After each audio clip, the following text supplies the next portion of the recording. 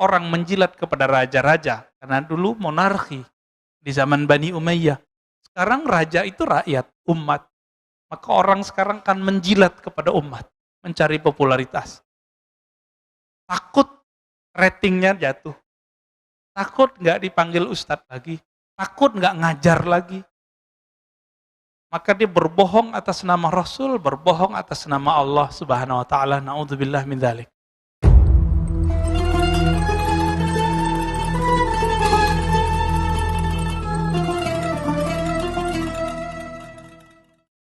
Hikmah yang akan kita baca pada pagi ini mengenai kriteria guru rohani. Dalam bahasa ahli zikir disebut mursyid atau disebut murabbi. Ya. Kalau bahasa kita kiai rohani. Kiai banyak, tapi yang membimbing kita siapa? Ini yang disebut murabbi ya, atau mursyid. Sebelumnya mari kita mulai kajian ini dengan keberkahan surah Al-Fatihah. Semoga Allah membuka hati ini, pikiran ini, dan kebaikan-kebaikan di bumi ini. Al-Fatihah. A'udzubillahi minasyaitonir rajim. Bismillahirrahmanirrahim.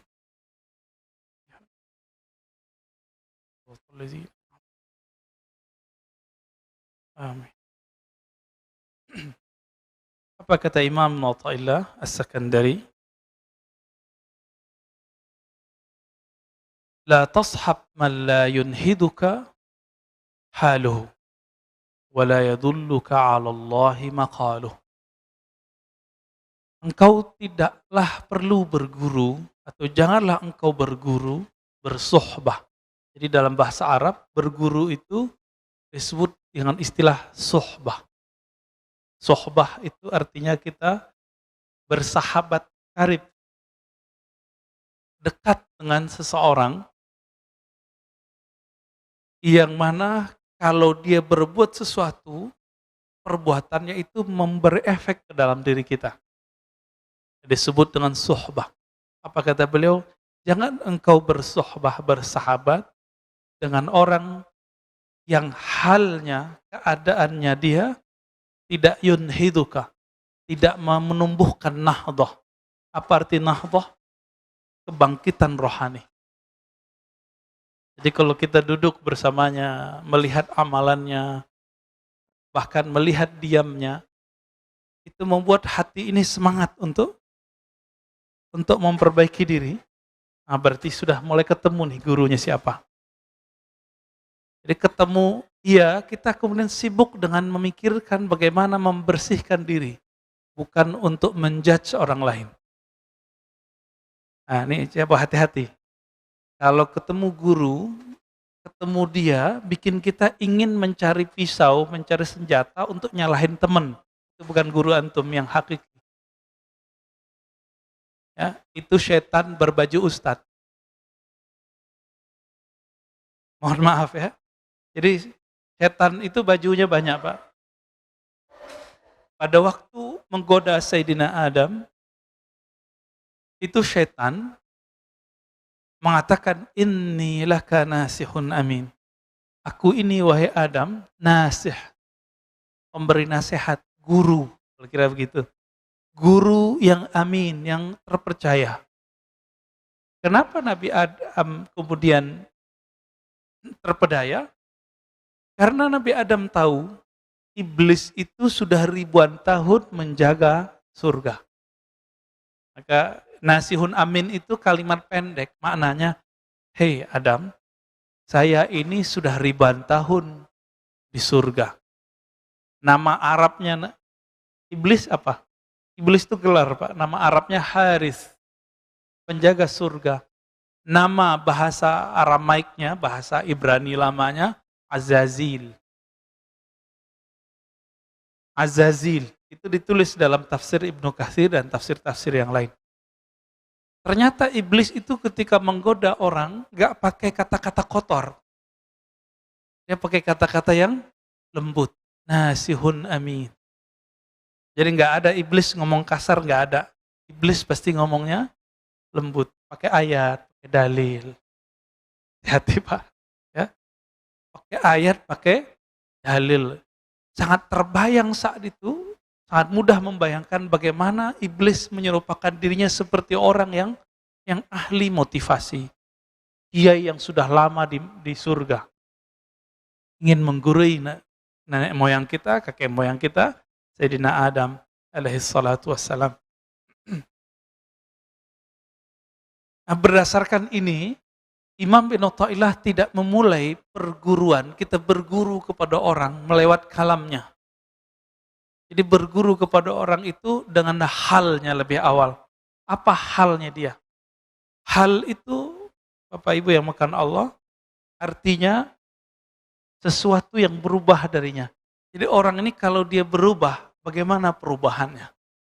Apakah kalau dia berubah kondisinya, halnya dari duduk ke berdirinya, dari diam ke berbicaranya, membuat kita terkoneksi kepada Allah, semangat untuk beribadah, atau tidak? Dia kalau beramal sesuatu, membuat kita terinspirasi untuk mengamalkannya atau tidak? Kalau iya, berarti dialah murabbi kita. Dialah mursyid kita. Gitu. La tashab man la yunhiduka haluh. Kamu tidak perlu berguru kepada orang yang halnya dia tidak membuat kamu bangkit. Wala yadulluka 'ala Allahi maqaluh. Kalau dia berkalam, kalamnya tidak menunjukkan engkau ma'rifatullah, mengenal kepada Allah. Nah, ada orang kalau kita berteman sama dia bikin kita semangat. Separuh dari syarat kemursyidan ada pada dia. Tinggal yang satu lagi. Apakah kalamnya berisi ma'rifatullah? Maka kesempurnaan seorang mursyid, seorang murabbi, itu buah bibir di sini. Buah bibir di sini, Pak. Jadi setinggi-tinggi makom seseorang, katanya nembus langit, katanya nyantri di langit, terserah dia. Nanti ketika dia berkalam, apa kalamnya? Ini yang paling penting, Pak. Karena kalam itu tanpa dia sadari dia bisa naik ke atas lagi, atau dia Allah taruh ke tempat yang lebih rendah. Begitu dikatakan dalam riwayat Imam Al-Bukhari. Jadi banyak orang berbicara, dia tidak sadar kalamnya ini membuat makamnya naik. Tapi juga banyak orang tidak sadar ketika dia berbicara, kalamnya membuat Rasulullah tidak mau lagi memandangnya. Termasuk orang berbohong atas nama Nabi Shallallahu Alaihi Wasallam itu haram hukumnya. Secara rohani dia sudah di blacklist, nggak masuk ke dalam daftar aulia. Apalagi kalau tidak tobat kepada Allah Subhanahu Wa Taala. Ini lagi banyak ini ya. Mohon maaf Pak. Dulu di masa tabi'in ada seorang tabi'in ingin menjilat, menghibur seorang raja, khalifah dari Bani Umayyah. Si khalifah ini suka main burung. Untuk menghibur sang raja, apa kata dia? Rasulullah SAW mengatakan bla bla bla bla, terakhir main burung. Untuk menghibur raja. Sekarang raja bukan presiden. Di negeri demokrasi, raja itu umat, masyarakat. Maka orang akan menjilat umat cuma untuk menyenangkan hati umat. Dalam ilmu hadis, orang begini mesti dipecat secara rohani. Ya. Gak boleh lagi. Dia bukan tataran para wali. Dia pembohong atas nama Rasul, maq'adahu minan nar. Tempat tinggalnya pasti neraka kalau dia gak tobat. Ya, hadisnya mutawatir. Man kadzaba alayya muta'ammidan falyatabawwa maq'adahu minan nar. Siapa yang berbohong atas namaku sengaja, falyatabawwa maq'adahu minan nar. Siap-siap tempat tinggalnya di neraka. Mau dia siapa? Mau dia terkenal, mau dia enggak terkenal, mau kiai, mau hafiz, sama. Tolong berhati-hati dalam berguru. Ya. Jangan hal yang sekecil ini nanti merusak perjuangan kita. Hati-hati berguru. Udah tahu begitu masih berguru. Ya salam ya. Jahilun murakkab. Jahil terstruktur, Pak. Murakkab artinya apa?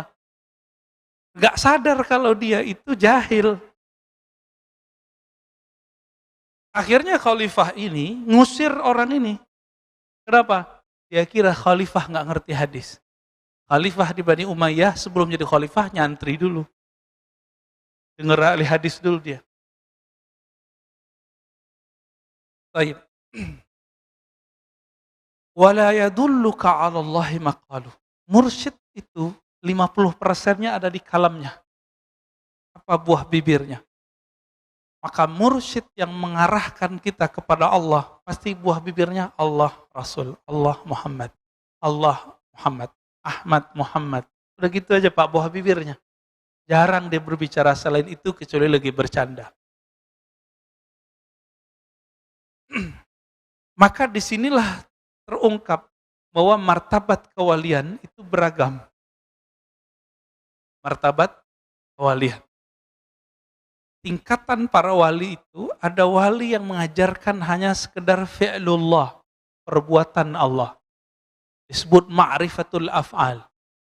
Si wali ini mengajarkan, oh ini loh alam semesta, ini ciptaan Allah, ini biasa. Ini rata-rata nih mursyid di sini. Guru-guru ngaji, ustadz-ustadz di sini nih.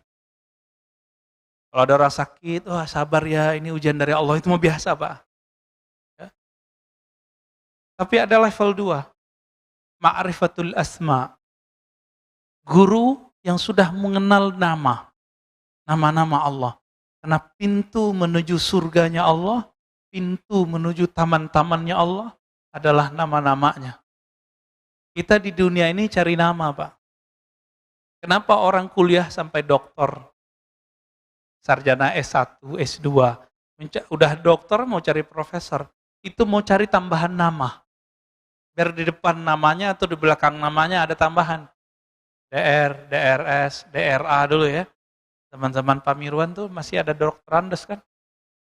Masih ya? Kirim udah enggak Pak? Dulu orang BA aja udah sangat bangga. Dulu orang SAG, Sarjana Alam Gaib, itu udah bangganya bukan main Pak. Tapi sekarang orang magister aja lewat. Ya. Pengen nambah lagi dokter. Begitulah manusia gak puas-puas. Ya.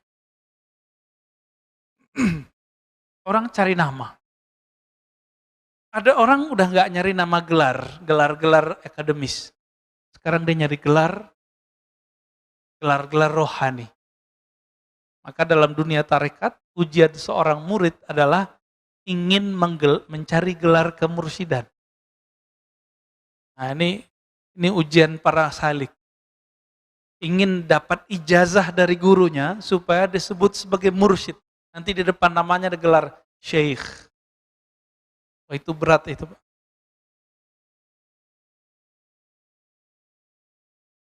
Jadi mencari nama itu betul-betul hobi kita.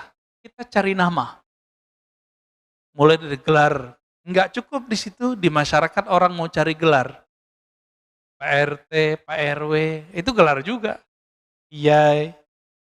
Nah, kiai ini kan terbagi 2. Ada kiai yang diberikan oleh guru, ada kiai yang diberikan oleh jamaah. Mana yang lebih tinggi Pak? Jamaah apa guru? Yang ngerti ilmu itu jamaah apa guru? Jadi, kalau antum ini jadi ustadz, ditinggalin jamaah gak usah sedih. Tapi kalau ditinggalin sama guru, kita bisa sedih Pak. Paham di situ? Kita ini beda sama jamaah gak apa-apa. Tapi jangan beda sama guru kita.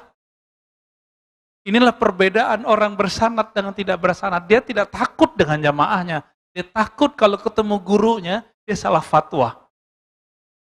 Hari ini kita saksikan orang takut sama jamaahnya. Orang takut sama umatnya. Akhirnya ngibulin umat. Berfatwa yang menyenangkan umat. Bukan berfatwa yang kemudian membuat guru-gurunya ridho. Kalau guru kita ridho, Rasulullah pun ridho. Kalau Rasulullah ridho, pasti Allah pun ridho. Ini yang saya sebut tadi. Jika dulu orang menjilat kepada raja-raja, karena dulu monarki di zaman Bani Umayyah. Sekarang raja itu rakyat, umat.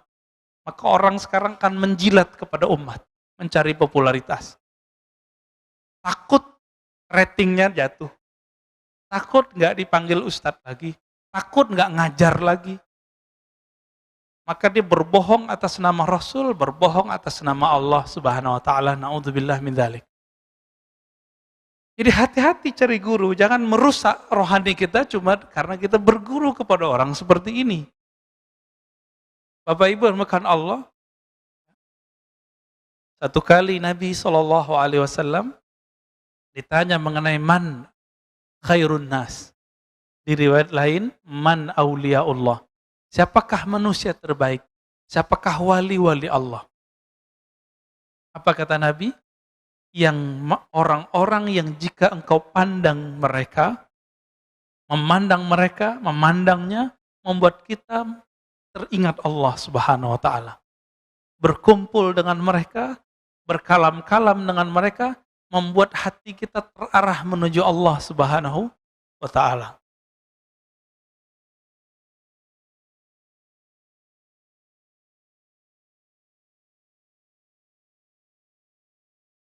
Maka dikatakan dalam kitab ini, ya, Imam Az-Zarruq, Imam Ibnu Ajibah.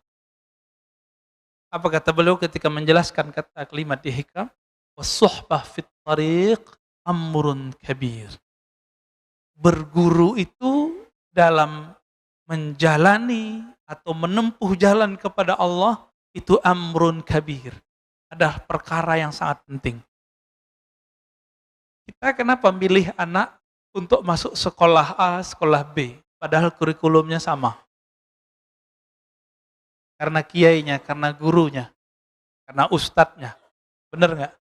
Kita mau bayar mahal cuma karena di sini ada sistem yang bagus, gurunya disiplin. Untuk anak, untuk kesuksesan dunia, kita begitu Pak. Untuk akhirat begitu nggak? Ya, ketat nggak berguru? Inilah makna dari kalam beliau. Oleh karena itu muncullah suatu kalimat dari Abu Yazid Al-Bustami. Ini bukan hadis ya. Ini kalam ulama salafus saleh, wafat 261 Hijriah. Sezaman dengan Imam Muslim. Man la syaikha lahu fa syaikhuhu syaitan. Yang tidak punya guru mursyid, maka gurunya adalah syaitan. Nanti was-wasnya yang main. Itulah yang terjadi pada orang-orang, baik dia orang-orang spiritualis ataupun pergerakan. Ya. Kita udah punya pergerakan nih harakah, tapi nggak punya murabbi rohani. Punya murabbi, tapi murabbinya pun tidak punya murabbi. Nggak nyambung kepada Rasulullah SAW. Apa yang terjadi? Ya siap-siap saja. Was-was yang muncul adalah was-was syaitan. Dikira itu dari Allah. Dikira dari Nabi, padahal dari syaitan. Kita sudah membahas di kitab Ar-Risalah Al-Qushairiyah. Setiap hari ada khatir, ada lintasan masuk ke dalam diri. Ada berapa banyak lintasan masuk ke dalam diri kita? Nah, ini belum saya sebutkan di Risalah Qushairiyah. Ya. Dalam kitab Imam Al-Kattani disebutkan dalam kitabnya Khabi'atul Qaun. Jadi perbendaharaan alam. Setiap hari ada lintasan masuk ke dalam kolbu kita sebanyak 70.000. Lewat aja. Kadang masuk dengan sebab nonton TV, dengerin pengajian, melihat tetangga, melihat ada orang tengkar, melihat ada orang yang mesra, melihat ada orang maksiat, melihat ada orang taat, itu muncul cepet 70.000. Sedangkan jam kita cuma 24 jam. Tinggal dihitung Pak, berapa detiknya itu. 70.000 masuk setiap hari. Kalau itu tidak dibarengi dengan cahaya kolbu, maka lintasan ini belum tentu dari Allah. Jika lintasan itu dari Allah, ciri-cirinya bertambah ma'rifatnya kepada Allah. Dia mengenal Allah lebih banyak. Nomor 2, jika itu berisi perintah kebaikan, maka dia dari malaikat. Jika itu bersumber dari diri kita, biasanya tumbuh syahwat. Jika bersumber dari syaitan, dari iblis, maka yang terjadi apa? bertambah syak dan was-was, bertambah sombong. Ah, ini tadi saya cerita tentang Nabi Adam. Nabi Adam yang goda siapa? Bukan setan Pak, langsung engkongnya. Siapa? Iblis. Namanya siapa tadi? Azazil. Bahasa Arabnya Harith. Tolong diingat. Setan ini setiap hari ngirim tentaranya sekitar 70.000 kepada orang-orang. Ini disebut bayangan-bayangannya atau tentara-tentaranya. Di Quran disebut junud. Tentara Allah, tentara setan. Ada dua. Jadi si Azazil ini, Bapak harus tahu, Azazil ini dulu bertirakat di surga. Sampai dia dekat kepada Allah dan memandang Allah berkalam-kalam dengan Allah. Maka si iblis punya ma'rifatullah. Hati-hati. Si iblis punya ilmu ma'rifat, Pak. Iblis ini punya ilmu bagaimana cara menceritakan tentang Allah. Si iblis ini kemudian mempunyai 70.000 prajurit ring 1. Ini ring 1 kita sebut nih, 70.000. Ini ring 1 ini Bapak Ibu yang melakukan Allah, jika Azazil tugasnya menggoda para nabi, maka ring 1 ini tugasnya ngapain? Menggoda para wali. Jadi wali-wali Allah itu dikirimin kepada mereka kalam-kalam yang dulu didapat oleh Azazil waktu dia bertirakat di surga. Hati-hati Pak. Ya. Jadi tidak semua kalam-kalam rohani yang didapat oleh seseorang, meskipun itu tentang Allah, itu semuanya dari Allah. Siapa tahu dari iblis. Tapi yang dikatakan iblis benar nggak? Jika itu tentang bab hakikat, dia benar. Nih, coba kita bilangin, kita kasih tahu. Iblis pun nggak berani berbohong tentang hakikat, Pak. Nggak berani bohong. Jadi kalau dia cerita tentang keesaan Allah, keindahan Allah, itu dia nggak berani bohong. Maka ketika si tentara-tentara iblis ini, ring 1 ini turun kepada para wali, kalam yang didapat wali jika dia dapat ilham, itu persis sama seperti yang didapat dengan iblis. Persis sama. Kalau enggak, mana mungkin Nabi Adam bisa terpedaya? Mana mungkin seorang Barsisa itu bisa tergelincir? Enggak mungkin. Terus bagaimana caranya? Makanya kalimat belakang dari teks ini, wala yadulluka 'alallahi maqaluh. Tidak mengajarkan kepada Allah tentang Allah kalamnya. Tentang Allah itu dibagi 4. Untuk fisik namanya hukum syariat. Untuk nafsiyah kita, jiwa kita namanya thariqah. Untuk pemahaman kita namanya haqiqah. Untuk keilmuan kita disebut dengan ma'rifah.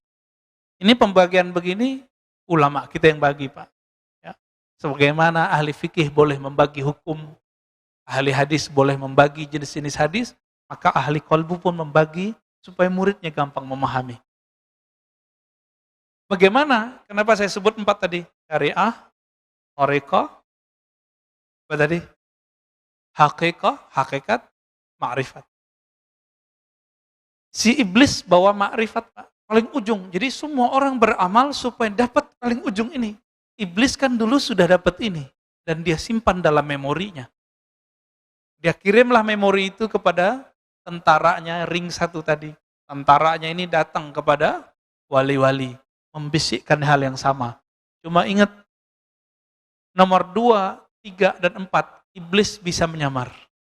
Tapi nomor 1, yang paling bawah tadi apa? Syariat. Itu iblis nggak bisa nyamar, Pak. Iblis nggak bisa nyamar. Jadi setinggi-tinggi makom seorang wali, kiai, itu tetap testing awal dan akhirnya itu di syariat. Dan itu terlihat dari kalamnya. Maka gampang ngecek ini wali Allah atau wali setan. Ini mohon maaf nih, Di antara wali-wali itu, ada wali namanya wali sufi. Karena dia soleh. Ada wali namanya malamatiyah. Malamatiyah ini wali, tapi tidak mau menunjukkan kesolehannya. Jika mereka ada di sisi kita, mereka itu ujian bagi kita, Pak. Mereka itu nguji Pak Mirwan. Sholatnya nanti khusyuk atau ingat orang itu. Nanti kalau Pak Mirwan ketemu, Pak, kita lagi sholat nih, depan masjid dia berisik. Dia nggak ikut sholat sama kita, padahal dia nanti sholat juga. Berisiknya bukan main. Dalam sholat Pak Mirwan bilang, ini iblis ini. Terlaknat ente. Ada kalimat begitu, udah kemasukan iblis. Jadi orang-orang ini namanya wali malamatiyah. Apa arti malamatiyah? Adanya dia, itu nguji kita, kita bakal menghujat dia atau tidak, disebut malamatiyah. Nah, suatu kali dulu ada, saya sering cerita ini ya, Qutaib Alban, murid dari Syekh Abdul Qadir Jailani. Ceritanya dinukil oleh Imam Izzuddin bin Abdus Salam dalam kitabnya Zubat. Apa kata beliau? Suatu kali Qutaib Alban, di saat orang sholat di masjid, seorang qadhi agung telah memimpin sholat. Tapi Qutaib Alban ini mirip-mirip kayak wali majzub. Siapa contohnya ya? Habib Syekhon lah ya. Bikin berisik di luar. Maka terganggulah orang dalam masjid. Hampir semua terganggu. Selesai sholat belum zikir. Assalamualaikum, assalamualaikum. Langsung orang ini berdiri. Si imam ini. Dan dia menerobos soft. Sekedar ingin jambangin, ingin kasih pengajaran kepada orang yang berisik di depan masjid. Apa kata si hakim yang jadi imam ini? Wahai musuh Allah. Wah, kalimatnya langsung begitu. Hati-hati, Pak. Ini ciri-ciri orang nggak lolos kalau kena uji wali yang level 2. Kalau sama wali level 1 kebanyakan kita bener. Ya bener, dia soleh, pakai serban, pakai gamis, pakai sajadah, pakai tasbih. Kita gampang tahu. Tapi kalau wali level 2 ini, kita susah mengenalnya. Dikata-katai lah ya oleh si imam ini. Jadi imam ini, apa yang dia kata-katai dalam sholatnya, itu keluar semua. Ya Qutaib Alban senyum aja. Akhirnya Qutaib mengatakan, wahai Tuan Hakim, Tuan Qadhi, Tuan Imam, semua gelarnya disebut. Apakah engkau mengetahui semua ilmu Allah? Apa jawaban dia? Enggak. Tahukah engkau wahai Tuan Qadhi, Tuan Hakim, akulah ilmu yang Allah engkau tidak tahu itu. Bingung dia. Baru situ Pak dia kemudian melepaskan orang ini. Baru dia sadar. Oh iya juga ya. Lagi sholat, kita terganggu nggak sama orang begitu. Ya. Ini kejadian juga Pak waktu saya lagi khutbah di komplek kita di sono. Orang lagi bangun di depan masjid. Lagi khutbah, lagi sholat, datang truk. Dari tadi dia nggak datang. Pas kita lagi sholat, dia turunin tuh pasir. Orang nurun pasir berisik nggak Pak? Masjidnya belum ditutup seperti ini, masih kebuka separuh. Berisiknya bukan main. Saya jadi imam. Ya dalam hati kita, waduh ternyata Qutaib Alban zaman baru, tukang pasir Pak. Habis sholat, itu muazinnya ngutuk-ngutuk. Siapa tuh orang terlaknat yang ganggu kita sholat? Persis kalamnya seperti itu. Ini wali malamatiyah ini. Dia datang nguji kita.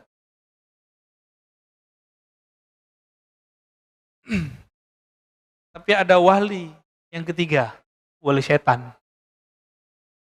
Ya, wali setan hati-hati Pak. Kalamnya ma'rifat, ma'rifat, ma'rifat, ma'rifat, ma'rifat. Diuji sedikit dengan syariat. Dia mulai kemudian menghindari. Wali itu kalau seandainya, ini mohon maaf, seandainya Bapak Ibu ketemu dia tidak sholat, belum tentu dia nggak sholat. Kalau wali bener ya. Kita ketemu dia kelihatan nggak sholat sama kita. Itu belum tentu dia nggak sholat Pak. Gimana maksudnya? Ini seperti Qutaib Alban tadi. Masih ingat kisah Uwais Al-Qarni yang tidak sempat pergi haji, lalu semua bekalnya dia kasih ke temannya. Ketika temannya pulang, temannya mengatakan apa? Selamat ya ente haji mabrur. Jadi temannya menyaksikan bahwa dia tawaf di Masjidil Haram. Apa itu Pak? Jadi wali-wali Allah ini salah satu khususan mereka, Allah buat diri mereka bisa mecah. Entah malaikatkah nanti yang jadi wakilkan. Ini bukan khurafat Pak, kita sudah banyak kitabnya. Ya. Dan zaman ini juga ada. Nggak usah jauh-jauh. Saya punya teman, baru belajar sholawat, kangen raudhah. Temennya lagi di raudhah, saudaranya. Apa kata dia? Loh, kok ada saudaraku di raudhah? Pulang-pulang, dia tanya, ente kemarin umroh ya? Enggak, saya di Jakarta. Gitu. Jadi dia menyaksikan temannya yang sedang bersolawat di raudhah, padahal temannya lagi di Jakarta. Itu kejadian Pak, teman saya. Ya, orangnya masih hidup. Orang biasa. Apalagi wali-wali Allah yang agung. Cuma ini jangan jadi alasan juga Jumatan di Mekah. Ini jam Jumatannya beda. Kita Jumatan di sini, sono belum Jumatan. Ya, itu nggak alasan juga ya. Hanya wali-wali tertentu yang boleh kita sebut dia Jumatan di sono. Nabi Muhammad SAW ya itu lebih banyak mukjizatnya atau lebih sedikit dari Nabi Yakub, Nabi Yusuf? Mana yang lebih banyak Pak? Nabi Muhammad. Di saat Nabi Yusuf tergoda di Mesir, Nabi Yusuf yang ada di Mesir, ayahnya lagi di Yerusalem. Dia melihat ayahnya hadir, lalu ayahnya mukul dia pakai tongkat. Bapaknya di kampungnya, dia lagi di Mesir, udah puluhan tahun gak ketemu. Mau dipukul, rasa sama dia, padahal jaraknya jauh. Nah ini ada, nanti silakan cari tafsir surah Nabi Yusuf di tafsir Ibnu Katsir. Ya, nanti ketemu. Bapak Ibu yang makan Allah, jadi wali-wali setan ini ngeceknya cuma satu, syariat. Dia nggak sholat nih, tapi dia mengingkari sholatnya. Jadi wali palsu itu mulai muncul kalam di lisannya. Tak perlu tuh sholat, berarti dia wali setan. Inilah hebatnya Imam Syafi'i. Apa kata Imam Syafi'i? Kalau ada orang tidak sholat, tapi tidak mengingkari kewajiban sholat, dia masih muslim. Saya baru paham Pak di situ. Beda sama muridnya. Imam Ahmad bin Hambal, orang yang nggak sholat, dia kafir. Imam Syafi'i sudah melihat kenyataannya. Banyak orang yang tidak menunjukkan dirinya sholat, tapi dia tidak mengingkari sholat. Ya beberapa tahun berikut dia tobat, menjadi wali Allah, jadi kekasih Allah. Ini perlu kita ketahui juga. Allah memilih walinya di dunia atau semenjak alam azali Pak. Al-Qadim, Allah Qadim. Lalu ada alam sebelum waktu. Alam sebelum waktu disebut dengan azali. Apa namanya? Azali. Jadi kalau ada kiai nyebut azal, itu dia maksudnya. Jadi belum ada pagi, sore, siang, belum ada kemarin, belum ada besok, belum ada sekarang. Itu azali. Alam azali, di alam azali ini Allah sudah hembuskan nafasnya. Maka muncullah cahaya. Dan Allah sudah tetapkan siapa yang jadi wali-walinya. Jadi walaupun ini di dunia ini orangnya sekarang maksiat, selama dia tidak mengingkari syariat dengan kalamnya, maka dia mungkin nanti bisa jadi wali Allah. Bapak masih ingat kisah Fudail bin Iyad? Itu perampok Pak. Fudail bin Iyad itu perampok. Jadi dia kalau ada orang lewat, ya mirip-mirip kayak apa tuh kalau sekarang tempat yang sepi terus ada yang jambret gitu ya. Mirip-mirip begitu. Ini Fudail. Tapi karena rohnya adalah bibit kewalian, ada satu saat membuat dia nanti jadi titik baliknya, dia menjadi kekasih Allah Subhanahu wa Ta'ala. Junaid al-Baghdadi itu jadi kekasih Allah karena apa? Titik baliknya, rohaninya sudah jadi wali tapi dia belum sadar. Junaid ini kan pegulat. Dia pegulat, Pak. Jadi kalau gulat Pak Mirwan sekali sentil jatuh ya. Junaid. Jadi kalau sekarang jawara lah. Suatu kali untuk hal yang lebih besar, hadiahnya gede, dia berlawanan dengan seorang Habib zuriat Rasul. Apa kata zuriat ini udah tua? Junaid masih muda. Maka wali ini bisa saya jadi muda. Hei Junaid, ente tahu nggak siapa saya? Saya adalah zuriat Nabi. Saya banyak hutang, saya banyak anak. Saya butuh fulus untuk bayar hutang dan memberi anak saya makan. Nanti kalau ente sayang sama Nabi, sayang sama zuriat Nabi, pura-pura kalah ya. Oh berat Pak, mau dapat ribuan dinar, tapi dia harus mengalah. Akhirnya dia pura-pura jatuh dan pura-pura kalah. Disitulah dia jadi wali. Ketika dijatuhkan, di situ Allah kemudian angkat kalbunya. Karena dia mencintai zuriat Nabi Shallallahu Alaihi Wasallam. Mencintai zuriat Nabi belum tentu kita mengikuti kalamnya. Belum tentu kita mengikuti perbuatannya. Cinta aja. Apa kata Nabi? Ahibbu ahla baiti hubban li. Cintai ahlu baitku karena engkau mencintaiku. Sebatas itu. Jika ahlu bait ini tidak ikut Nabi, kita nggak ikut. Kita nggak ada urusan. Inilah makna ya. Man la syaikha lahu fa syaikhu syaitan. Yang tidak berguru, gurunya syaitan. Jadi sudah tahu cara ngecek ini orang wali Allah, wali malamatiyah, wali sufi, wali malamati, dan wali syaitani. Apa bedanya? Dia ingkar syariat atau tidak? Dengan kalam, Pak. Ini di kalam, bukan di perbuatan.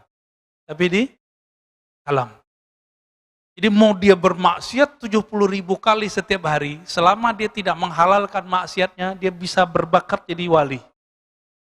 Tapi mau dia sholat 1000 rakaat, kalamnya kalam ma'rifat, setiap hari bermajelis dengan Allah, tapi dia bilang, sholat tidak wajib, yang halal haram. Udah Pak, itu wali setan. Dari mana kita tahu? Kita taunya dari kisah Syekh Abdul Qadir Jilani. Datang kepadanya setan berupa cahaya, setan yang ring satu tadi. Membawa ma'rifat iblis, ma'rifat iblisiyah. Dengan semua kalam-kalam yang mirip dengan kalam yang didapat oleh para nabi dan para wali yang lain. Tapi di ujung, jadi ini berhari-hari, bahkan bertahun-tahun, Syekh Abdul Qadir Jilani dapat kalam-kalam rohani, isinya ma'rifat, itu dia terima, iya. Ketika si yang punya kalam ini mengatakan, tahukah engkau wahai Abdul Qadir Jilani, semenjak detik ini, semua yang haram halal bagimu. Langsung Syekh Abdul Qadir Jilani senyum.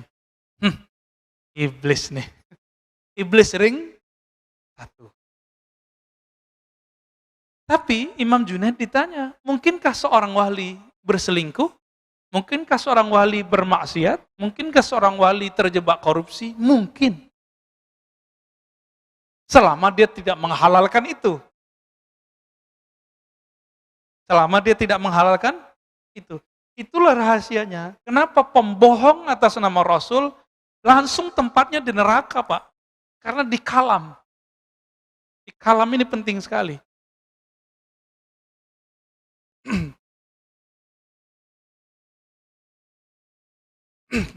Apa kata beliau? Al-insan kasyajaratin nabitah fil khala. Rohnya manusia itu, nafs jiwanya manusia itu seperti biji pohon yang tumbuh di tempat yang sepi, di tanah yang tidak ada yang punya. Kalau dia tidak punya guru, ibarat si biji itu kemudian tidak dipindahkan ke tempat yang bagus, lalu tidak dipupuk, tidak dirawat, tidak dipotong rumput-rumput yang ada di sekitarnya, tidak digemburin tanahnya. Kira-kira kalau itu padi, kalau itu jagung, jagungnya berbuah, ada isinya nggak? Kosong. Pernah ngelihat ada jagung tumbuh isinya kosong? Ya. Apa kata beliau? Seorang murid jika tidak berguru, seperti tadi jagung tadi. Jika tidak dipindahkan sedari kecil ke tempat yang baik, lalu dikasih pupuk, ya dijaga segala macam, dijaga airnya, dijaga panasnya, maka dia akan tumbuh seperti tumbuhnya jagung, buahnya tidak berisi. Dia berzikir tapi hampa. Dia sholat tapi tidak khusyuk. Dia berilmu tapi tidak ada ma'rifat. Dia berilmu tapi tidak ada adab. Dia berilmu tapi tambah sombong. Ini dia ciri-ciri orang yang belajar sendiri. Sombong, ternyata buahnya kosong. Hati-hati Pak. Ada juga orang yang dirawat, tapi dipetik sebelum mateng. Nah ini ada lagi nih kasusnya. Dia sudah dirawat, tapi nggak sabaran. Dia dipetik sebelum mateng. Kalau pisang dipetik sebelum mateng, gimana Pak? Kira-kira begitulah. Inilah yang terjadi. Cuma bisa disubstitusi. Dipotong-potong dan kasih garam lumayan enak juga. Ya, cuma segitu doang Pak. Nah inilah yang disebut talbisu iblis, garam-garam ini. Dia belum mateng kok, dipaksain. Cuma kalau dia udah mateng, ini tidak ada akhirnya. Nikmatnya bikin candu. Inilah orang yang berguru, kalau dapat zikir, zikirnya akan bikin lazah di sini. Ada kelazatan luar biasa dalam hati. Tapi lezat ini terserah Allah, kapan Allah mau kasih. Tapi sekali dikasih kelezatan, kita mau cari terus kelezatan itu. Itulah sebabnya kita mau antri di rumah makan yang enak. Kenapa? Kita nggak sabar. Jadi lidah sejempol Pak lidah kita, itu bisa memperbudak orang mau antri. Benar gak?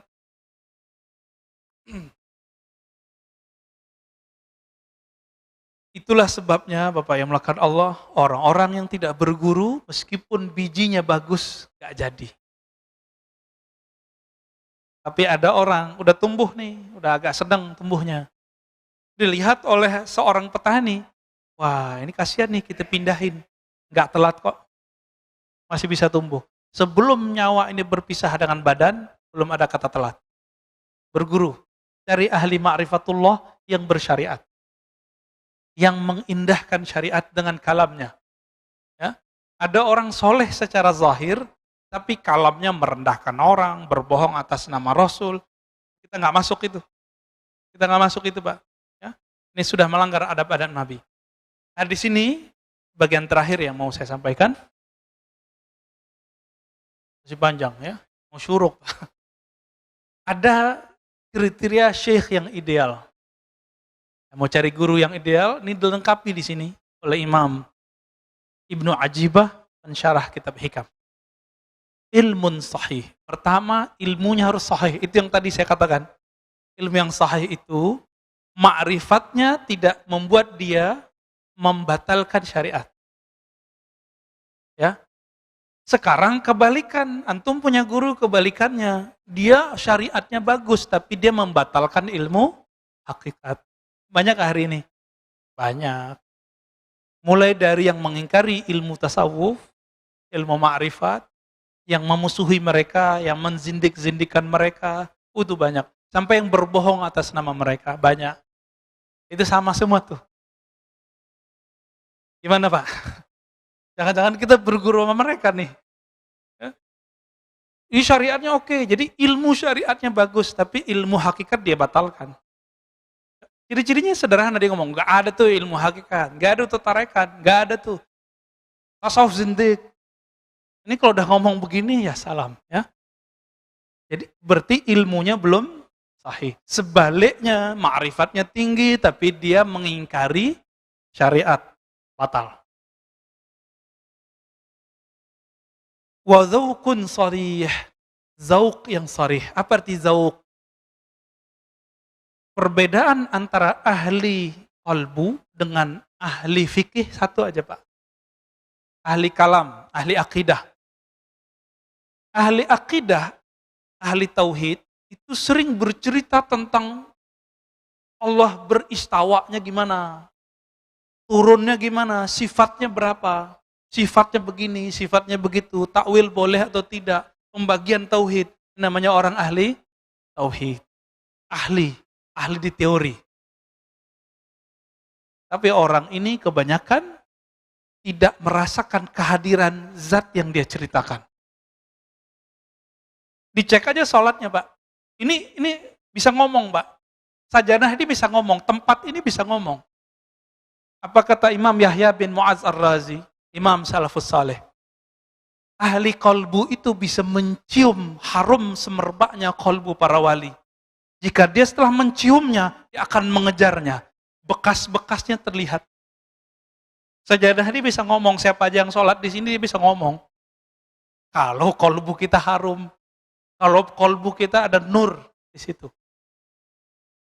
Dia bisa cek siapa aja yang sholat di situ. Kenapa? Tempat-tempat di bumi dia bermunajat kepada Allah.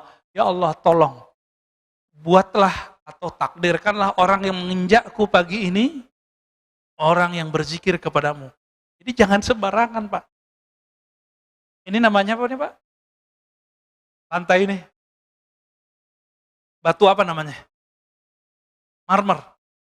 Batu marmer itu sebanyak ini batu marmer di dunia, ada yang jadi istana, ada yang di rumah, ada yang jadi masjid. Itu enggak sembarangan Allah pilih. Itu si batu dulu pernah berdoa tuh. Karena batu itu ada spiritnya. Makanya Nabi ketika bersandar ke satu tiang, tiangnya menangis saat Nabi pindah ke mimbar. Kenapa? Di dalam tiang itu ada spirit yang Allah tiupkan juga di situ. Lalu Nabi ngomong, kamu pilih di surga. Kalau dia di surga, maka dia dikeluarkan spiritnya dari si kayu, dia dikembalikan ke spirit aslinya. Atau engkau tetap menjadi sandaran ke dunia. Baru diam, Pak. Jadi Nabi itu berbicara ke tiang dan itu terdengar oleh sahabat-sahabat. Nangisnya tiang itu. Zaukun sarih, zauk yang sarih, zauk yang jelas. Perbedaannya cuma satu. Ahli kolbu merasakan Allah, sedangkan ahli akidah menteorikan Allah. Nah, di bab teori ini banyaklah orang salah menyalahkan. Ya. Seorang ustadz mengatakan apa? Akidah Asy'ariyah, orang belajar sifat 20 sesat. Banyak, Pak. Alhamdulillah masjid ini beberapa tahun yang lalu sudah berhasil mengkat orang ini tidak ngajar lagi di sini. Tempat berjibaku juga ya. Alhamdulillah. Ya. Itu guru-guru Bapak semua di kampung dulu, kiai-kiai kita di kampung itu dianggap sesat sama dia. Dia minta ngaji di sini, tapi giliran pengajian kita dia nggak mau hadir. Ya kan? Nah, ini problem ini. Ini zauknya nggak sorry. Cerita tentang Allah, tapi nggak merasakan. Ya. Dalam sholatnya dia membayangkan dia mau ngomong apa. Ya. Menyiapkan materi mau diceramah apa. Orang-orang ini zauknya tidak sorry. Zauk yang sorry, lisannya membaca nama Allah, kolbunya merasakan yang punya nama. Disebut dengan zauk yang sorry. Jadi lisannya dibenarkan oleh kolbunya seiring dengan lisannya. Baru disebut zaukun sorry. Jadi enggak sandiwara. Ya banyak, saya udah ketemu banyak ahli zikir Pak, yang pura-pura nangis depan muridnya juga ada. Ya, sebelum ketemu dia bahasa-bahasain dulu matanya. Kita lihat. Ya semenjak saat itu saya nggak mau lagi ikut kajian dia. Ya. Kita melihat kepalsuan-kepalsuan itu ada. Orang mengira ini kesalahan ahli zikir kalau tidak berguru atau berguru mentok ditinggalin gurunya. Dia kira puncak dari zikir nangis, enggak. Puncak dari zikir adalah ma'rifatul mazkur. Mengenal siapa yang dizikirkan. Itu puncak dari zikir. Bukan nangis. Ya, orang susah juga bisa nangis. Orang kejepit kakinya juga bisa nangis. Ya, orang lagi ada masalah, terus sholat nangis, apakah ma'rifatnya tinggi? Enggak. Jadi standar keimanan seseorang bukan karena dia bisa nangis. Karena nangis itu si iblis waktu menggoda Adam, dia nangis-nangis Pak. Gak nyampaikan ke kita riwayatnya? Iblis itu waktu goda Nabi Adam, dia nangis-nangis Pak. Jadi jangan terperdaya oleh tangisan. Wala yaghurrannakum billahil gharur. Orang bawa-bawa nama Allah, bawa-bawa nama Rasul untuk menyentuh kalbu. Tapi ternyata itu waswas syaitani. Ciri-cirinya itu dia berbohong atas nama Rasul. Sallallahu alaihi wasallam. Ya, aslinya gregetan, Mbak. Ya, dengan orang yang berbohong nama Rasul itu. Cuma karena kita sudah dapat ilmu zikir, ilmu ma'rifat dari guru-guru kita, sudah kita nanggepinnya santai aja. Gak tega sebenarnya. Ya. Kalau ahli hadis yang asli, Kiai Ali Mustafa dulu, guru saya, itu ngisi di Selas TV nasional. Ada seorang ustadz membacakan hadis itu do'if jiddan, sangat lemah. Tapi populer. Ramadan awalnya rahmat, pertengahannya maghfirah, akhirnya itqu minan nar. Dibacakan oleh si ustadz ini, dia nggak sowan dulu sama kiai. Udah jelas ada kiai minta izin kayak nanya dulu, Pak Kiai ini saya mau bacain hadis ini, Bu. Sahih apa enggak? Main baca-baca hadis aja. Inilah rahasianya. Kenapa ahli hadis mengatakan Allah yuhadditsa bihadrati man huwa aula. Jangan kamu menyampaikan satu hadis berceramah, memberikan motivasi di depan orang yang lebih utama darimu. Kita tambahkan illa biizni, kecuali dengan izinnya, ridhonya. Bapak kalau lihat 2010 itu orang dibantai oleh Kiai Ali Mustafa Yakub. Ya. Langsung diambil mic ditanya, "Kamu tahu enggak ini hadis riwayat siapa?" "Ini sahih apa enggak?" Si ustaznya bilang sahih, saya enggak ingat ya. Dia bilang sahih, saya ingat saya itu. Dibantai habis-habisan. Ini hadis dhaif jiddan. Riwayat Imam Ibnu Huzaimah meragukan kualitas hadisnya. Ente sampaikan ke manusia. Tapi manajernya nggak berani marah sama Kiai Ali hadis. Udah galak duluan soalnya. Baik. Kemudian ada himmah aliyah. Si guru ini nggak boleh dia orangnya mudi. Tahu mudi nggak Pak? Mutan. Si guru ini karakter ketiganya semangatnya tinggi. Langsung sampai kepada Allah. Ciri-ciri orang begini, dia ini hatinya sensitif, tapi dia mengalah dengan hati yang sensitif itu untuk kepentingan jamaah muridnya.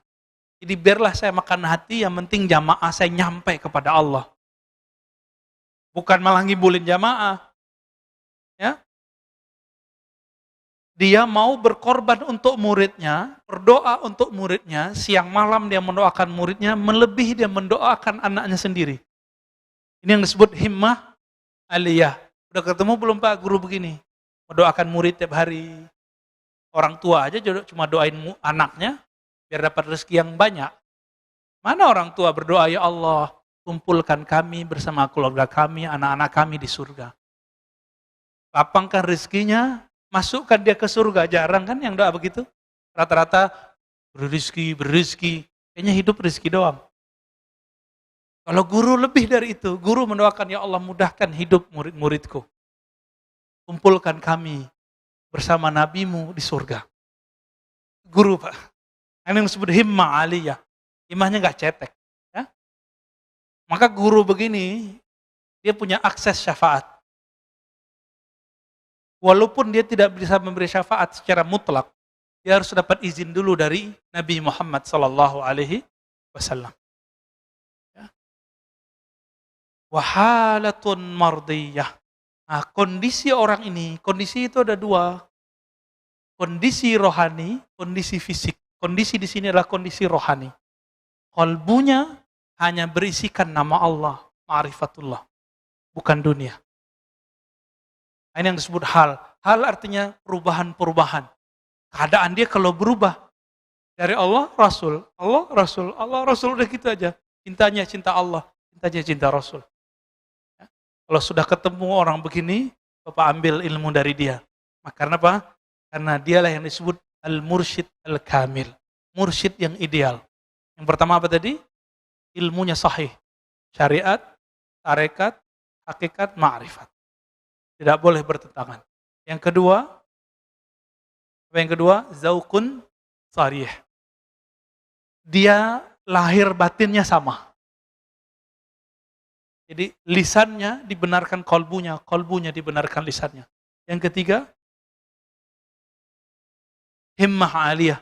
Semangatnya tinggi, tidak gampang futur. Yang gampang futur siapa? Futur ini don, mudi. Itu jamaah murid.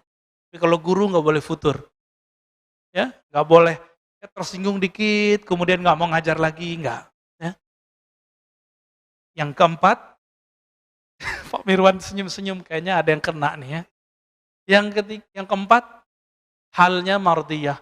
Jadi dia kalau berubah, perubahannya selalu mengarah kepada ridho Allah Subhanahu wa taala.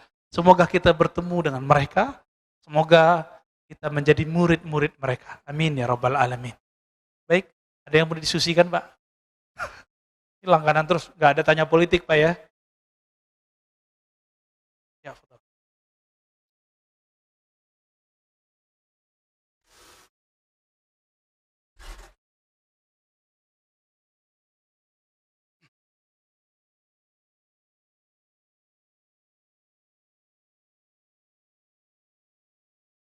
Langsung aja Pak Mirwan.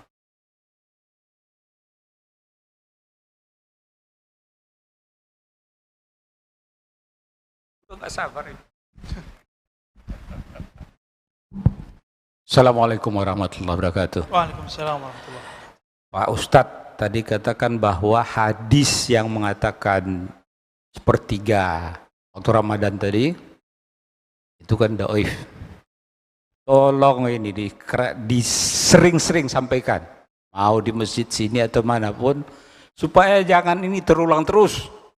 Setiap tahun begitu, ternyata dhaif. Kita baru tahu sekarang ini itu dhaif. Ya, supaya jangan dosa itu terus-terusan berjalan gitu kira-kira mencegahnya. Insya Allah. Tuh. Yang kedua mengenai guru. Ya. Kalau menurut saya dengan adanya perkembangan teknologi, orang sudah cenderung bukan seperti orang dulu lagi, taat kepada gurunya. Tapi sudah mulai agak berpecah, ya terpecah karena banyak guru-guru lain yang di medsos. Nah ini pengaruh ini perlu juga dikasih. Yang ketiga mengenai ini tadi, kalau orang berbuat salah atau berzina dia, tapi dia tidak mengatakan berzina itu benar, tapi dia melakukan, ya. Nah, apakah ini yang dimaksud yang Ustadz sampaikan tadi, bahwa dia itu sebenarnya bisa saja nanti di akhir hidupnya dia menjadi wali. Kalau saya melihatnya begitu dia sudah melakukan, berarti salah dia, gitu kan. Biarpun dia tidak menyatakan itu salah secara lisan, tapi secara perbuatan dia sudah melakukan itu. Demikian. Assalamualaikum warahmatullahi wabarakatuh. Orang itu mengira jalan menuju Allah itu cuma lewat taat. Tapi Bapak coba, udah bertahun-tahun taat, sholat tahajud nangis nggak? Antum sholat tahajud, langsung nangis bisa nggak? Belum tentu, saya jamin belum tentu. Paling ngantuk-ngantuk. Tapi kalau orang yang taat ini, dia merasa taat. Akhirnya merasa suci, Pak. Jika Allah sayang sama dia, berarti dia kekasih Allah dong. Allah celupkan dia sesekali ke dalam zulumatil maksiyah. Zulumatil zunub. Allah celupkan dia sesekali kepada kegelapan maksiat. Ketika dia dicelupkan sekali, dia merasa dirinya kotor, lebih kotor dari semua pemaksiat di bumi. Disitulah dia jadi wali Allah, Pak.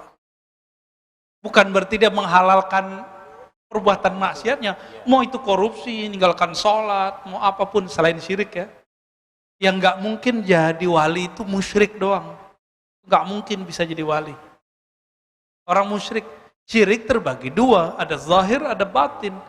Syiriknya batin itu namanya riya. Riya ini yang masalah. Riyanya jamaah ingin dilihat sholat. Riyanya ustadz lebih ganas, Pak.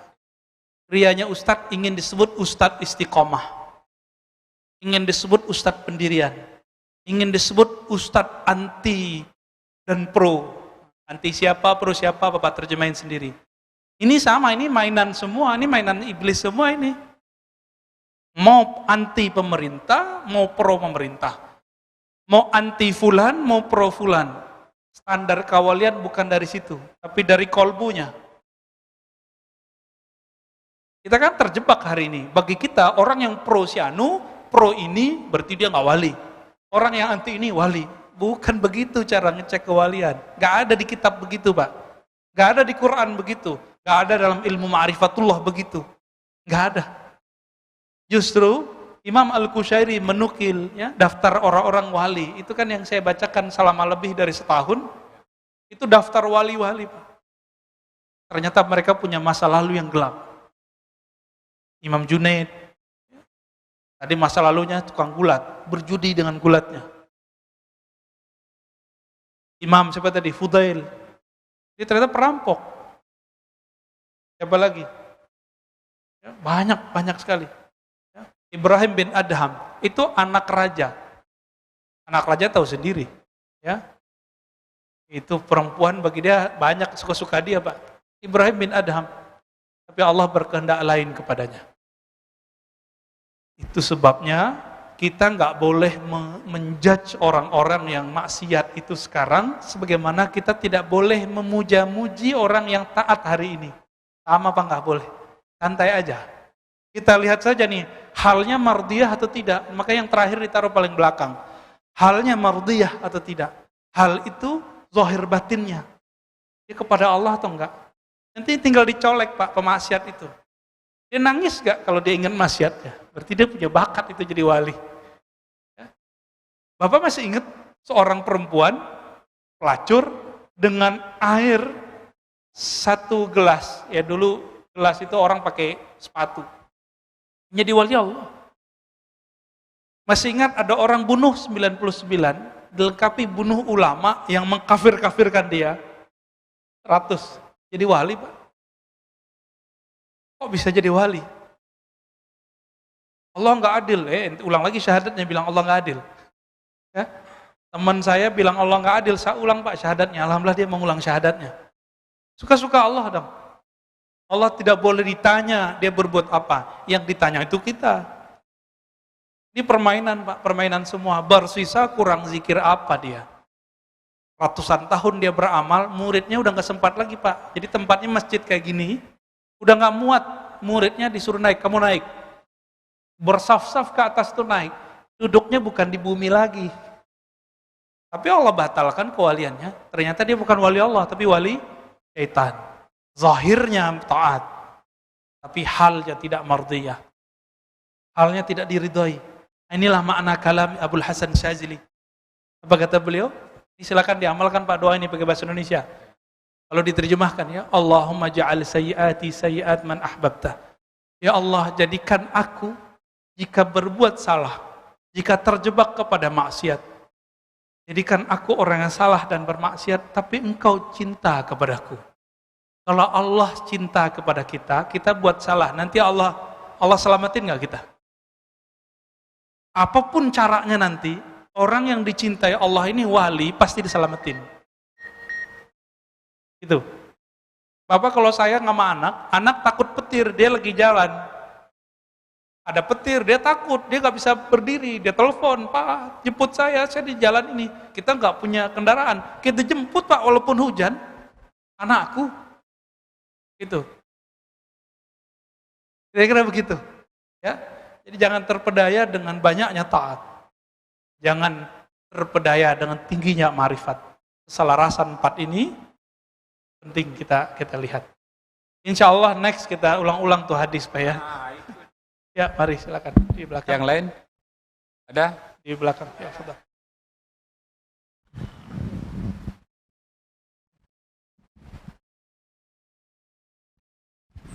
Assalamualaikum Pak Ustadz. Waalaikumsalam warahmatullahi. Ini saya lihat di medsos, Bapak ada komen mengenai suatu kitab. Guru dan kitab itu satu paket, Pak. Bapak mengkhawatirkan, apa betul nih? Saya nggak tahu hoax apa enggak ya Bapak. Tapi Bapak, ya, saya lihat di medsos itu, Bapak mengkhawatirkan ada satu buku, ada satu kitab, saya lupa namanya, yang katanya ini bahaya untuk generasi-generasi pendatang kita. Betul loh, Pak? Apa ya? Saya ngajar banyak, Pak. Sebutin aja. Dari medsos itu saya lihat Bapak punya nama. Makanya saya ingin suatu komen dari Bapak mengenai ini. Karena saya ngajar kitab hampir di semua tempat. Guru dan kitab itu kan satu, Pak, ya. Jadi kalau diajarin sama guru dengan kitab yang Bapak bilang itu berbahaya untuk ini berbahaya untuk generasi yang akan datang kalau diajarin. Saya lihat di medsos itu Pak. Saya lupa, saya nggak bawa HP-nya. Kalau nggak saya kasih lihat itu. Nanti kalau sudah bawa aja Pak ya. Iya. Kasih tahu saya. Ya itu. Baik. Kasih. Enggak, kalau komentar guru dan kitab satu kesatuan belum tentu Pak. Kitab ini ditulis oleh manusia. Benar nggak? Bisa salah nggak? Bisa. Itu udah jawaban udah. Ya. Tapi kalau Al-Quran bisa salah nggak? Penafsiran terhadap Al-Quran bisa salah nggak? Bisa. Hadis benar? Belum tentu. Ada hadis sahih, ada hadis dhaif. Tadi hadis tapi dhaif. Sama mimpi, kata Nabi, juz'un min arba'a wa sittina nubuwah. Ya. Sitta wa arba'ina nubuwah. Mimpi itu 46 ada cabang-cabang kenabian. Itu salah satu ciri-cirinya adalah mimpi yang baik. Mimpi yang baik. Nah, kalau orang bohong atas sama mimpi, dia bohong atas sama Nabi. Hati. Ya, betul. Ada pertanyaan dari YouTube. Assalamualaikum warahmatullahi wabarakatuh. Apa yang mesti dilakukan kalau sempat dalam hati kita merendahkan orang yang tampak tidak lebih soleh dari kita? Yang pertama. Ya. Yang kedua, Assalamualaikum, mohon bertanya, apakah untuk mendekatkan diri dengan Tuhan dan melembutkan kolbu, kita harus belajar tasawuf? Dan apakah semua orang bisa mempelajari itu? Terima kasih. Wassalamualaikum warahmatullahi wabarakatuh. Assalamualaikum warahmatullahi wabarakatuh. Kalau kita merasa lebih baik dari orang, rendahkan orang gimana caranya? Gitu ya. Apabila kita tidak menyadarinya secara rohani, maka Allah jika sayang kita akan membuat kita sadar secara kontan. Kayak tadi, jika ada orang yang taat ini Allah sayang sama dia, terus dia merasa lebih taat dari orang Pak. Apa yang Allah lakukan? Allah akan celupkan dia ke dalam maksiat, sehingga ketika dia selesai maksiat, dia kemudian ingat lagi, dia merasa hina di situ. Tinggal pilih. Sadar sendiri, atau nanti Allah yang sadarin. Ya. Dan yang kedua, Bapak Ibu yang bukan Allah, ingat satu hadis. Tidak masuk surga, siapa yang di dalam dirinya ada satu biji zarah kibr. Iblis itu kenapa tidak ada hak di surga? Karena di hatinya ada kibr. Ciri-ciri kibr sombong itu cuma satu, mengatakan seperti kata iblis, ana khairum minka. Ana khairum minhu. Aku lebih baik daripada dia, ya Allah.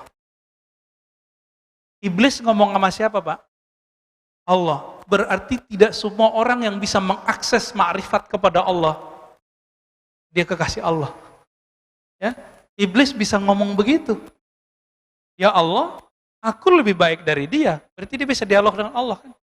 Jadi ma'rifat iblisiyah ini, syaitaniyah ini, dia juga bisa komunikasi sama Allah, Pak. Tapi setiap kali dia mendapatkan suatu ilmu, dia bertambah sombong, bertambah sombong, bertambah sombong. Acaranya ingat hadis ini terus. Ya. Kalau masalahnya masalah yang lain, kalau masalah kehidupan, tinggal lihat aja ya. Kalau kita merasa lebih mulia karena harta, karena rumah, coba lihat. Si guguk, ayam, itu binatang-binatang sekitar kita, mereka kalau kenyang, nggak pernah bawa duitnya pulang. Bawa makanannya pulang. Jadi kalau dia kenyang, dia tinggalin nggak makanannya, walaupun dia kemudian masih butuh besok. Jadi setamak-tamaknya hewan sekitar kita, dia tidak pernah nabung, Pak. Dan kita, sezuhud-zuhudnya kita nabung. Oh, kita kan manusia, Ustaz. Ya, itulah alasannya, ngeles lagi kan. Berarti kita ini emang ada kehinaan dalam diri yang kita buat alasannya ngeles begitu. Nggak ngelarang nabung, Pak ya. Ya, fadhal. Terima kasih Ustaz. Assalamualaikum warahmatullahi wabarakatuh. Assalamualaikum. Ustaz, mohon penjelasan. Tadi ada Ustaz katakan bahwa setiap hari ada 70.000 lintasan-lintasan hati yang kadang sebagai awam dan fakir, itu bagaimana mensikapinya Ustaz? Apakah lintasan-lintasan itu apabila kefakiran dengan keawaman kita lama-lama dapat membentuk satu karakter yang melenceng atau mendekat begitu Ustaz? Mohon penjelasan Ustaz. Assalamualaikum warahmatullahi wabarakatuh. Assalamualaikum. Kenapa kita perlu berguru? Supaya lintasan-lintasan rohani itu tidak menjadi bumerang di akhir. Guru ini, kalau kita bersama dia, langsung lintasannya jadi baik semua, Pak. Kalau gurunya benar ya, yang tadi 4 syarat tadi. Secara zahir, guru itu harus bersanad, berijazah. Jadi maka kita kasih tahu, kita nasihatin diri kita sendiri, Bapak semua, kalau nyari mursyid zikir, pastikan dia bersanad, berijazah, mursyid. Pastikan dia punya ijazah. Boleh tanya temannya, gurunya, langsung ke beliau juga boleh. Orang tidak berijazah, kemudian ngangkat murid lagi. Ini bahaya ya. Saya kasihan sama murid-muridnya. Dan kasihan kepada orang ini. Mau dia katanya zikirnya ribuan kali, mau dia sakti, mau dia kasyaf, itu nggak ada urusan. Ya, khawatir nanti yang masuk kepadanya bukan malaikat, tapi iblis ring 1. Makrifat yang masuk itu dari sana. Hati-hati. Nah, ini banyak ya, banyak sekali. Ada orang nganggap siapapun yang melawan dia akan mati karena dia ahli zikir la ilaha illallah. Loh, yang matinya juga ahli zikir la ilaha illallah kok. Karena lintasan itu masuk, dipoleslah oleh syaitan. Ente karena ahli zikir, maka orang yang tentang ente mati. Banyak apa yang begitu. Ya, ada seorang ustadz, ya, dia ngaku begitu, polisi macam-macam sama saya, tunggu aja sebulan 2 bulan, keluarga ente habis. Dia ngancam begitu. Ya, itu khatir. Jadi bagaimana caranya? Dia harus punya guru yang ahli mengerti khatir. Itu sebabnya di zaman Rasulullah, setiap pagi majelis Nabi itu mereka setoran mimpi. Setoran mimpi, Pak. Karena mimpi itu bagian dari khatar. Ini belum jelas setoran mimpinya apa, udah cerita aja kepada orang. Ya. Baik, kira-kira begitu Pak. Kita cukupkan, semoga pagi ini diberkahi oleh Allah. Lintasan yang masuk ke kalbu diridai oleh Allah Subhanahu wa taala. Kita bertemu guru yang Allah ridai juga sehingga kita menjadi hamba yang diridainya. Rabbana atina fid dunya hasanah fil akhirati hasanah wa qina adzabannar. Allahumma rzuqna hubbak wa hubba ma yuhibbuk waj'al lana al-'amal alladhi yuballighuna ila hubbik. Ya Allah, beri kami cintamu, cinta orang yang mencintaimu, dan berikan kami keistiqomahan mengamalkan satu amalan yang menghantarkan kami kepada cintamu.